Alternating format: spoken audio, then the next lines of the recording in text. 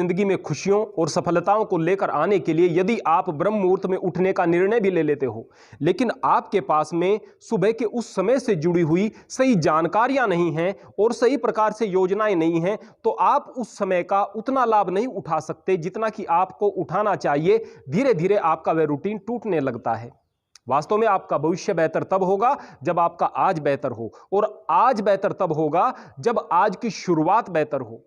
तो आइए आज हम समझते हैं कि आप सुबह उठते समय 3 प्रमुख कौन सी गलतियां करते हैं जिनसे आपको बचना है, और वह कौन सी समय सारणी है, किस प्रकार से आपने उस ब्रह्म मुहूर्त के समय को व्यवस्थित करना है जिससे कि आप लोग पूरे तरीके से उसका लाभ उठाते हुए अपनी जिंदगी में खुशियों को लेकर के आएं, अपनी जिंदगी में सफलता को लेकर के आएं।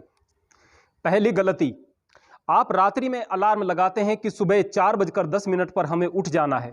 4:10 का समय होता है, अलार्म बजता है, आप बराबर में सोए हुए हैं, बराबर में आपका अलार्म रखा हुआ है, आप हल्का सा जागते हैं और अलार्म को 15 मिनट के लिए स्नूज कर देते हैं क्योंकि आपको 15 मिनट की और नींद चाहिए। लेकिन जानते हो, आपके मस्तिष्क में यह बात होती है कि 15 मिनट के बाद में आपको पुनः उठना है। इस बीच में आई हुई आपकी वो जो नींद है वह बहुत ही घटिया गुणवत्ता वाली नींद होती है। ऐसी नींद आपके लिए बहुत लाभकारी नहीं बल्कि उसके नुकसान ही होते हैं, और आप उस खराब नींद के चक्कर में अपने दिन को खराब कर लेते हो। इसका सबसे बड़ा जो नुकसान होता है वो ये होता है कि आप पहले संकल्प में ही कमजोर पड़ जाते हो। आप हारे हुए व्यक्ति की तरह से अपने दिन की शुरुआत करते हो, जबकि आपको एक विजेता की तरह से दिन की शुरुआत करनी थी, जोश के साथ में दिन की शुरुआत करनी थी। दूसरी गलती, सुबह उठते ही मोबाइल चेक करना। आप में से 80 से 90% लोगों की यह आदत होती है कि सुबह उठते ही सबसे पहले अपने मोबाइल को चेक करते हैं। वहां पर आप अपने सोशल मीडिया को देखते हैं, कितने लाइक्स आए वह देखते हैं, या फिर यह देखते हैं कि आपके चैनल पर कितने ज्यादा व्यूज आए, या फिर आप कोई न्यूज देखते हैं या कुछ भी, लेकिन सबसे पहले आप मोबाइल को चेक करते हैं। इसका नुकसान यह होता है कि उस समय जबकि ब्रह्मांड के अंदर कॉस्मिक एनर्जी भरपूर मात्रा में होती है, उस समय आपको ब्रह्मांड से जीवनी शक्ति को अपने अंदर धारण करना था, अच्छी अच्छी चीजों को अपने अंदर धारण करना था। उस समय आपकी बॉडी पूरे तरीके से रिलैक्स होती है, नई ऊर्जा के साथ विचारों को ग्रहण करने की क्षमता उस समय आपकी बॉडी के अंदर होती है। लेकिन आप उस समय किन चीजों को अपने अंदर ले रहे हैं, या तो उनमें नकारात्मकता होती है या निराशा होती है, आपकी अपेक्षा से कम लाइक्स या व्यूज आपको मिले हुए हों तो, या फिर कोई ऐसी खबर होती है जो कि आपके लिए हितकारी नहीं है। आपकी आंखों पर इसका दुष्प्रभाव पड़ता है। अभी आपकी आंखें रिलैक्स थी, आपकी पुतलियां फैली हुई थी, आपकी आंखों के अंदर मोबाइल की हानिकारक रोशनी जाती है, आंखों के लिए नुकसानदायक, मस्तिष्क के लिए नुकसानदायक, और आपने अपने अंदर उस ब्रह्मांड की ऊर्जा को जाने के लिए मार्ग को अवरुद्ध कर दिया। यह बहुत बड़ा नुकसान आप अपना कर बैठते हैं। एक तीसरी गलती जो आप सबसे बड़ी करते हो वह है खाली पेट चाय पीना। सुबह का नाश्ता आपके लिए अत्यंत महत्वपूर्ण होता है, और सुबह किया गया भोजन, सुबह किया गया नाश्ता आपके शरीर का हिस्सा बनता है, आपके शरीर को पुष्ट करता है। लेकिन जब आप खाली पेट चाय पी लेते हो तो निश्चित रूप से आपकी भूख समाप्त होती है, आपको अम्ल पित्त की शिकायत होती है, और आपका डाइजेस्टिव सिस्टम बहुत ज्यादा बुरी तरीके से प्रभावित होता है। वैसे तो सुबह ब्रह्म मुहूर्त में उठने की तैयारी की शुरुआत पहले दिन रात्रि से होती है। उसके लिए आप हमारी ब्रह्म मुहूर्त में उठने के फायदे नाम की वीडियो को देख सकते हैं, उसका लिंक हम डिस्क्रिप्शन में भी दे देंगे और इंड स्क्रीन पर भी हम उसको लगा देंगे। लेकिन हम यहां पर जिक्र कर रहे हैं कि आपको सुबह कैसे उठना है। उसके लिए रात्रि में जब आप अलार्म को सेट करें उस समय अपने मस्तिष्क को ट्रेंड कर लें कि मुझे सुबह एक योद्धा की तरह उठना है, मुझे सुबह एक योद्धा की तरह उठना है, और खड़े होकर अलार्म बंद करना है। और खड़े भी किस प्रकार से होना है, जैसे कि एक योद्धा रण में जा रहा हो, जैसे कि आप इस दिन को जीतने के लिए संकल्प कर लिया हो आपने। इस प्रकार से आपने दिन की शुरुआत करनी है, और उठते ही ध्यान रखना, उठते ही आप लोगों को सामने दीवार पर जो आपने 6 लाइनें लिखकर लगा दी हैं उन लाइनों को पढ़ना है। वो 6 लाइनें क्या हैं जो आपको अपनी दीवार पर लिख करके लगा देनी है। सबसे पहले, आई एम द बेस्ट। आप वास्तव में बेस्ट हैं, आप ईश्वर की सर्वोत्कृष्ट कृति हैं, आप में कुछ चूक हो ही नहीं सकती है। आत्मविश्वास रखें। यदि आप अपने आप को श्रेष्ठ नहीं मानोगे, अपने आप को बेहतर नहीं मानोगे, यदि आप अपने आप को अंडर एस्टिमेट करोगे तो जिंदगी में कुछ भी बड़ा नहीं कर पाओगे। दूसरी जो पंक्ति है वह होनी चाहिए आई कैन डू इट, मैं इसको कर सकता हूं, मैं सब कुछ कर सकता हूं। जब आप परमात्मा की कृति हैं, जब आप परमात्मा की सर्वोत्कृष्ट कृति हैं, तो आप में कुछ चूक हो ही नहीं सकती है और ऐसा कोई काम ही नहीं है जिसको आप नहीं कर सकते हैं। तीसरी जो लाइन होगी वह होनी है गॉड इज विद मी, परमात्मा मेरे साथ है। आपकी जो भी पूजा पद्धति है, आप जिस भी प्रकार से परमात्मा का नाम लेते हैं, मन में परमात्मा के नाम को रख करके, अपनी आंखों के सामने परमात्मा को हाजिर मान करके आप परमात्मा में आस्था रखते हुए इस लाइन को पढ़ेंगे कि गॉड इज विद मी, परमात्मा मेरे साथ है। चौथी जो लाइन है वह होनी चाहिए आई एम ए विनर, मैं एक विजेता हूं, मुझे हार स्वीकार नहीं, और यदि मैं हार भी जाता हूं तो मैं बार बार प्रयास करूंगा, बार बार प्रयास करूंगा तब तक जब तक मैं जीत नहीं जाता हूं, क्योंकि मुझे हारना नहीं है, मुझे अंततोगत्वा जीतना है। पांचवी जो लाइन है वह होगी टुडे इज अ गिफ्ट, आज का दिन मेरे लिए एक उपहार है। इस बात को महसूस करें कि बहुत सारे ऐसे लोग हैं जो रात में सोए थे और सुबह नहीं उठ पाए, जिन्हें आज का दिन नहीं मिला। आज का दिन मिला है तो परमात्मा ने आपको एक कोरा कागज दिया है, इस पर आपको एक खूबसूरत सा चित्र बनाना है जिसमें अच्छे रंग भरने हैं और अपने आप को साबित करना है। छठी और महत्वपूर्ण जो लाइन होगी वह यह होगी it is my day today, आज का दिन मेरा दिन है, आज का दिन मेरा दिन है, आज के इस दिन पर मैं राज करूंगा, आज के इस दिन में मैं अपने आप को साबित करके आज कुछ ऐसा कर जाऊंगा जिससे कि लोग मुझे याद करेंगे, जिससे कि मैं एक विजेता बन करके सामने आऊंगा। इसके पश्चात आप अपने दैनिक कार्य को शुरू कर सकते हैं। आप सबसे पहले अपने बिस्तर को लगाएंगे, आसपास जो वस्तुएं पड़ी हुई हैं उनको आप व्यवस्थित करेंगे, मस्तिष्क में एक भाव रखेंगे कि मैं एक अनुशासित व्यक्ति हूं, मैं एक सभ्य व्यक्ति हूं, मुझे सफाई पसंद है और मैं अपने काम को बेहतर तरीके से कर सकता हूं। पूरे घर को लगाने की जरूरत नहीं, केवल अपने बिस्तर को अच्छे तरीके से लगाएं, आसपास की कुछ वस्तुओं को सही प्रकार से लगाएं। उसके पश्चात आप थोड़ा सा गर्म पानी करें, आप कागासन में बैठ जाएं, उकड़ू बैठ जाएं, उकड़ू बैठ करके एक गिलास पानी को घूंट घूंट करके पिएं। 2 गिलास आप पी सकते हैं, 2 गिलास को घूंट घूंट करके पिएं, इससे ज़्यादा नहीं। 1 गिलास से 2 गिलास पानी आपको घूंट घूंट करके पीना है। जिस तरह से गर्म चाय को आप पीते हैं, आपको पानी को पीना है चाय की बजाय। उकड़ू बैठकर पीना है, खड़े होकर नहीं पीना है। उसके पश्चात यदि आप टहल सकते हैं तो 3 से 4 मिनट, मैक्सिमम 5 मिनट आप आसपास टहलें। उसके पश्चात आप सोच को जाएं। टहलने की व्यवस्था नहीं है, बैठकर गहरी सांस लें, सोच को जाएं।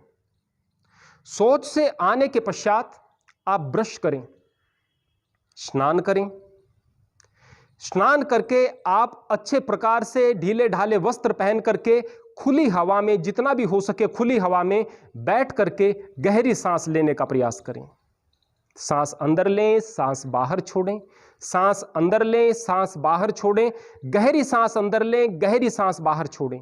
सांस आपके लिए महत्वपूर्ण है। आप जो दिन भर सांस लेते हैं उसमें आपके फेफड़ों की सारी हवा बाहर नहीं निकलती, आपके लंग्स के कुछ हिस्सों में गंदी हवा बची हुई रह जाती है, शेष रह जाती है, अशुद्ध हवा शेष रह जाती है। जब भी आप सामान्य सांस ले रहे हैं पूरा सांस बाहर नहीं आ रहा, लेकिन सुबह के समय जब आप पूरे सांस को बाहर निकाल रहे हैं और पूरी सांस अंदर ले रहे हैं तो फेफड़ों के कोने कोने तक शुद्ध हवा पहुंचती है, फेफड़े मजबूत होते हैं, आपके खून में ऑक्सीजन जाती है, खून के साथ ऑक्सीजन मिल करके आपके अंग प्रत्यंग तक जाती है, आपकी इम्यूनिटी बढ़ती है। इतना महत्वपूर्ण है यह मात्र खाली गहरी सांस लेना, जिसको आप सोच भी नहीं सकते हैं। यदि आप स्वस्थ हैं और आप कर सकते हैं, आप समझ सकते हैं, तो आप कपालभाति करें। कपालभाति करने के पश्चात 5 मिनट मात्र करें। 5 मिनट आप भस्त्रिका प्राणायाम करें।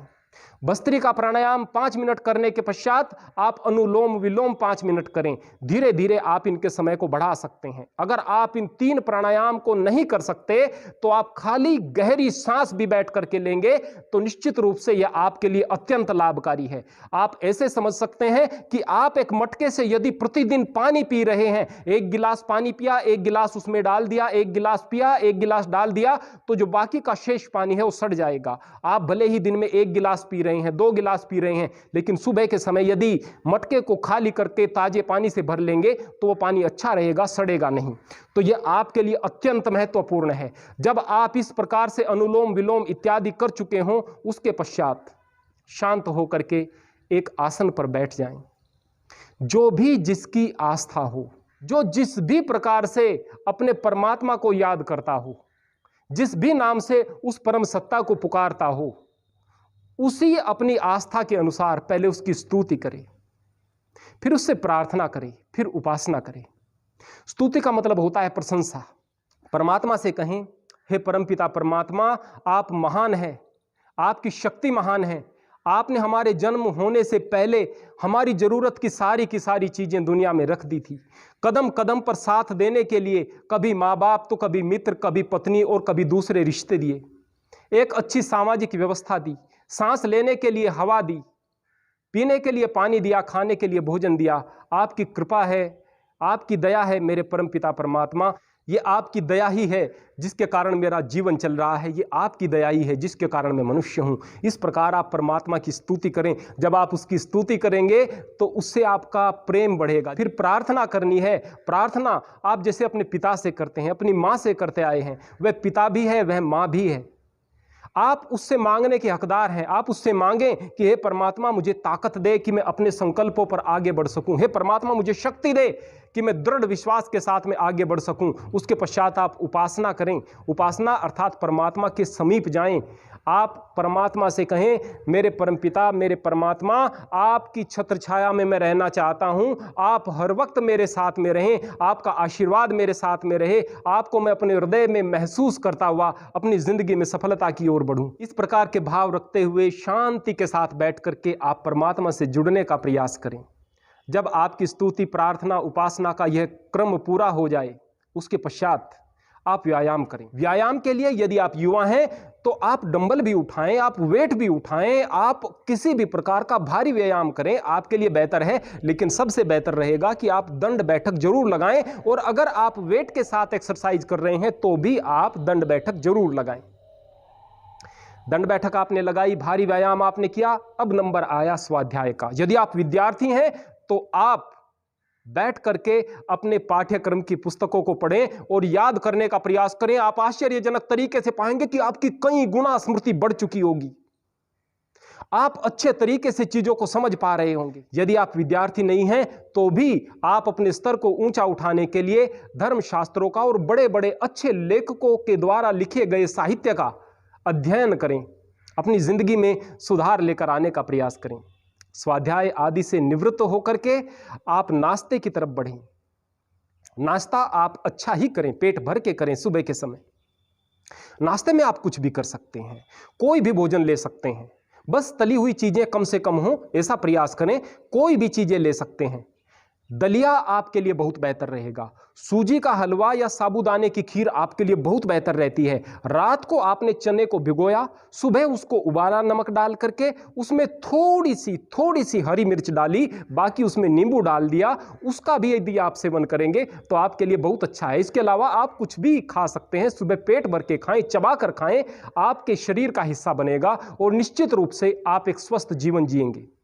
इन सारी चीजों के अलावा यदि आपको आलस्य रहता है तो निश्चित रूप से आपके शरीर में ऑक्सीजन की कमी है। आप बार बार ज्यादा से ज्यादा प्राणायाम करें, या फिर अब तक आपने भोजन में सही प्रकार से पोषक तत्वों को नहीं लिया है, आपके शरीर में विटामिन्स की कमी है। सही प्रकार से विटामिन्स को आप लेंगे और मिनरल्स इत्यादि को लेंगे, प्रोटीन को सही प्रकार से लेंगे, संतुलित आहार लेंगे। और यदि विटामिन्स की डेफिशिएंसी है तो डॉक्टर से दिखाएं और उसके पश्चात उन विटामिन्स को लेकर के शरीर को स्वस्थ करें। और उसके पश्चात जब आप इस रूटीन को फॉलो कर रहे होंगे तो सारी चीजें स्वतः ठीक हो जाएंगी। आप एक ऊर्जावान जीवन जी रहे होंगे। आप निश्चित रूप से दिन पर राज करेंगे। आप निश्चित रूप से उत्साह के साथ में कार्य करते हुए उन लोगों की श्रेणी में आ जाएंगे जो जिंदगी में एक ऊंचे स्थान को प्राप्त करते हैं। हरि ओम, हरे कृष्ण।